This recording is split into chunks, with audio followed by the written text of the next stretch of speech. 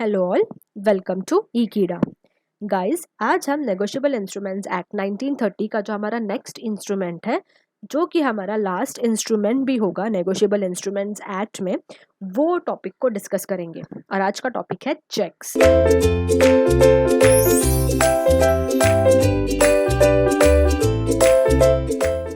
Guys, एकदम simple topic है, काफ़ी इंटरेस्टिंग होगा समझने के लिए।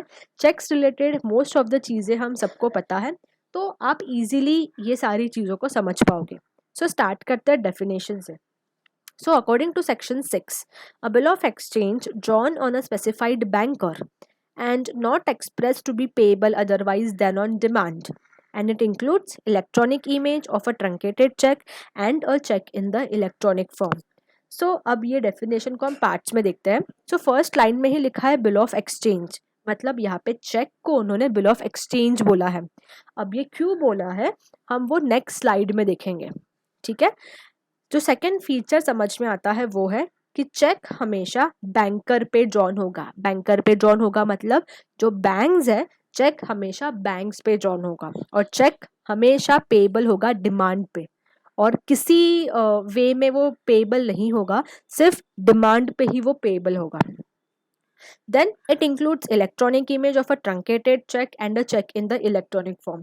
तो यहाँ पे कुछ टर्म्स है गाइस, जैसे इलेक्ट्रॉनिक इमेज, ट्रंकेटेड चेक या electronic form of a check.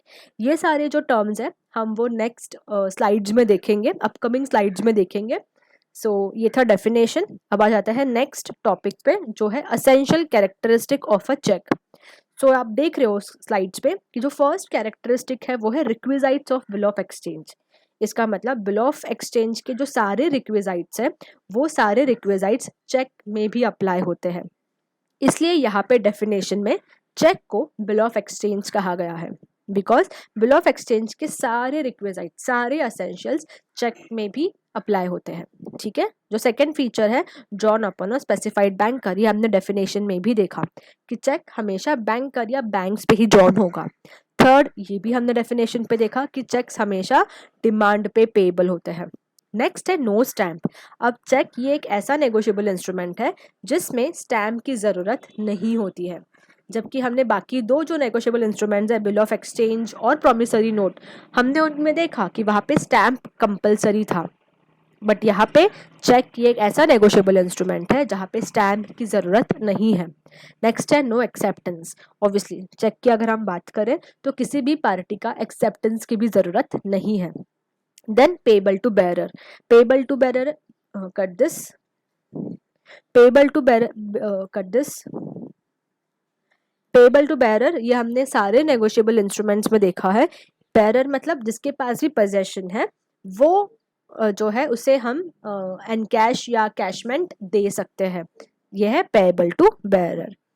अब आ जाते हैं पार्टीज ऑफ द चेक, इससे आप और क्लियर हो जाओगे। तो ये ड्रॉवर है जो चेक को बनाता है। ड्रॉई हमेशा बैंक होगी, चेक जो बनाता है वो हमेशा बैंक पे चेक बनाएगा। और ये पे, जिसको अल्टीमेट पैसे मिलने वाले हैं, जो एनकैश करवाता है चेक और जिसको पैसे मिलते हैं। ठीक है। अब आ जाते हैं वो टर्म्स में जो हमने डेफिनेशन में भी देखा था, इलेक्ट्रॉनिक इमेज, ट्रंकेटेड चेक। अब ये टर्म्स क्या कहते हैं? फर्स्ट है cheque in the electronic form. अब cheque in the electronic form क्या होता है गाइज? अगर हम पहले की बात करें तो पहले कैसे वर्किंग होता था कि सपोज कि आज के दिन अगर मैंने चेक को डिपॉजिट किया बैंक में, सपोज कि मैंने मॉर्निंग में डिपॉजिट किया है, तो भी क्या होता था कि जैसे ही वर्किंग आवर्स खत्म हो जाते हैं बैंक के, फिर बैंक क्या करती थी, उनके हेड ऑफिस से, सपोज कि बैंक की हेड ऑफिस मुंबई में है और मेरी जो बैंक की ब्रांच है सपोज कि वो एक XYZ प्लेस पे है और उसका जो हेड ऑफिस है वो मुंबई के टाउन एरिया में है। अब यहाँ पे क्या होता था, मैंने चेक मॉर्निंग में डिपॉजिट किया, बैंक के वर्किंग आवर्स खत्म हो गए, हेड ऑफिस से उनका एक इंडिविजुअल जो है वो बैंक के ब्रांच में आएगा और जितने भी चेक्स आज डिपॉजिट हुए हैं वो सारे चेक्स लेके नेक्स्ट दिन वो वापस अपने हेड ऑफिस जाएगा। ठीक है। अब इसमें एक दिन चला गया, फिर वो नेक्स्ट दिन अपने हेड ऑफिस में गया, फिर वहाँ पे सॉर्टिंग होगी, बिकॉज ये एक ब्रांच नहीं है, ऐसे बहुत सारे ब्रांच, अगर हम सिर्फ मुंबई की ही बात करें, मुंबई एंड उसके अराउंड एरियाज की ही बात करें, तो भी काफ़ी सारे जो भी ब्रांचेस है, सारे ब्रांचेस से कट दिस, सारे ब्रांचेस जो है वो चेक्स वहाँ पे आ गए हैं हेड ऑफिस में। फिर वहाँ पे सॉर्टिंग होता था कि अमाउंट के हिसाब से या ब्रांचेस के हिसाब से, डेट के हिसाब से वो सॉर्टिंग करते थे। उसमें एक दिन चला गया, फिर वो क्लियरिंग हाउस बेचते थे। ठीक है, क्लियरिंग हाउस में सपोज क्लियरिंग हाउस वहाँ पे ही है, इन एंड अराउंड एरिया है तो इजी है। बट अगर क्लियरिंग हाउस और एक थर्ड प्लेस पे है तो वापस वापस फिजिकली ट्रैवल करो चेक्स के साथ और क्लियरिंग हाउस को चेक्स दो, तो अगेन एक दिन लग गया। फिर क्लियरिंग हाउस वहाँ पे क्लियरिंग की जो प्रोसीजर है वो प्रोसीजर करेगा, उसमें और 1-2 दिन चले गए। तो पूरा ये चेक को क्लियरेंस के लिए 1 हफ्ता, या अगर छुट्टी आ गई तो 1 हफ्ते से ज़्यादा दिन लगते थे। और सेकंड प्रॉब्लम क्या था कि हम चेक को इतना हैंडलिंग कर रहे हैं, फिजिकल हैंडलिंग कर रहे हैं, यहाँ से हेड ऑफिस लेके जा रहे हैं, फिर हेड ऑफिस से क्लियरिंग हाउसेस लेके जा रहे हैं। तो यहाँ पे काफ़ी ज़्यादा चांसेस होते थे कि चेक खराब हो जाता था, चेक फट जाता था, डैमेज हो जाता था, गुम हो जाता था। तो ये सारे प्रॉब्लम्स हो रहे थे। फिर अब क्या करें? तो जैसी टेक्नोलॉजी आ गई तो यहाँ पे आ गया cheque in the electronic form. अब इसमें क्या होता है, जैसे हम फोटोज़ क्लिक करते हैं गाइज और अपने फ्रेंड्स को फोटोज़ भेजते हैं, तो सेम वही कॉन्सेप्ट है। यहाँ पे कुछ सॉफ्टवेयर्स हैं जो बैंक्स यूज़ करते हैं।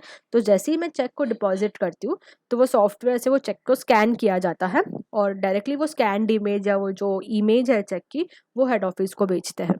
और फिर हेड ऑफिस जो है कर दिस, और फिर वो जो हेड ऑफिस है वही मेरा इलेक्ट्रॉनिक फॉर्म में जो पिक्चर गया है चेक का वो क्लियरिंग हाउसेस को बेचते हैं। तो ये विद इन सेकेंड्स हो रहा है, इसलिए विद इन आवर्स जो है मेरा जो पूरा चेक क्लियरेंस प्रोसीजर है वो विद इन आवर्स हो रहा है। तो यहाँ पे काफ़ी टाइम बच रहा है, सेकेंड फिजिकल हैंडलिंग बच रही है चेक की।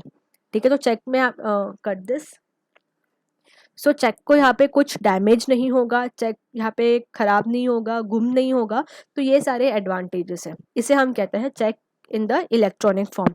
नेक्स्ट है ट्रंकेटेड चेक। अब ट्रंकेटेड चेक क्या होता है, जैसे मैंने बताया इलेक्ट्रॉनिक फॉर्म, पिक्चर आ गई चेक की, और फिर जो हेड ऑफिस जो है क्लियरेंस हाउसेस कर दिस, क्लियरेंस हाउसेस को जो चेक बेचती है और फिर वहाँ पे जो प्रोसीजर होता है क्लियरेंस का उसे हम कहते हैं ट्रंकेटेड चेक या ट्रंकेटेड सिस्टम।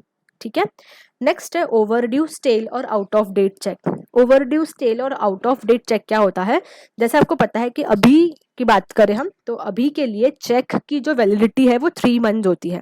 मतलब हम पोस्ट डेटेड चेक अगर बना रहे हैं तो वो 3 मंथ्स की डेट हम डाल सकते हैं, बट 3 मंथ्स के बाद वो चेक हो जाएगा आउटडेटेड चेक। वो चेक जो है एनकैश नहीं होगा, वो चेक किसी काम का नहीं होगा। तो वो है ओवरड्यू, स्टेल और आउट ऑफ डेट चेक। फिर है टाइप्स ऑफ चेक। फर्स्ट है बेरर चेक। बेरर चेक मतलब जिसके पास पोजेशन है, वो बैंक में चला गया, बैंक उसे कुछ भी प्रूफ नहीं पूछेगी आपके पास ये चेक कहाँ से आया, किसने दिया, कुछ नहीं पूछेगी। अगर उसके पास चेक है उसको जो है पैसे मिल जाएंगे बैंक से। ठीक है, वो है बेरर चेक। तो अगर इनकेस अगर मेरा चेक गुम हो चुका है और किसी को मिल गया वो चेक, अगर वो जाके बैंक में चला गया और उसने वो एनकैश करवा दिया चेक, तो भी उसे पैसे मिल जाएंगे। वो है बेरर चेक। यस, इसके ये नेगेटिव इफेक्ट्स भी है। फिर इसको कम करने के लिए हमारे पास नेक्स्ट चेक है, that is cross cheque. Cross cheque मतलब आपने देखा होगा कि चेक के ऊपर जो कॉर्नर में हम 2 लाइंस ड्रॉ करते हैं, पैरेलल लाइंस ड्रॉ करते हैं। इसका मतलब क्या है कि हम बैंक को ये बताते हैं कि आपको ये चेक का जो अमाउंट है वो डायरेक्टली जिसका भी पेई है वो पेई के बैंक के अकाउंट में ही डिपॉजिट करना है। तो यहाँ पे क्या हो जाएगा, इनकेस अगर मेरा चेक गुम भी हो जाता है, किसी और को मिलता भी है ये चेक, तो भी बैंक उसे कैश नहीं देगी, बिकॉज मैंने 2 लाइंस ड्रॉ किए हैं, क्रॉस्ड किया है वो चेक को। क्रॉस चेक मतलब ही होता है कि हम बैंक को इंस्ट्रक्शंस देते हैं कि ये जो अमाउंट है वो डायरेक्टली पेई के अकाउंट में ही जाना चाहिए। ठीक है, सो गाइज ये था हमारा आज का टॉपिक चेक्स। काफ़ी सिंपल था, आई होप आपको समझा होगा। Till then be safe and happy learning. Thank you.